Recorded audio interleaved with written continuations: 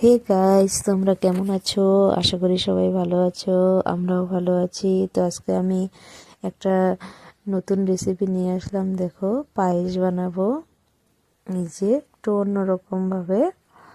তো আজকে দিনটা স্পেশাল ছিল, তাই ভাবলাম পায়েস করা যাক। সেই জন্য 1 কিলো দুধ নিয়ে আমি ছাঁকনি করে কড়াইতে বসিয়ে দিয়েছি, আর দিয়ে দিয়েছি 2টো তেজপাতা।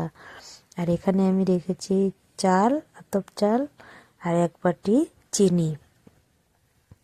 এই যে দেখো, তো প্রথমে আমি দুধটাকে ভালো করে জাল করে নেব।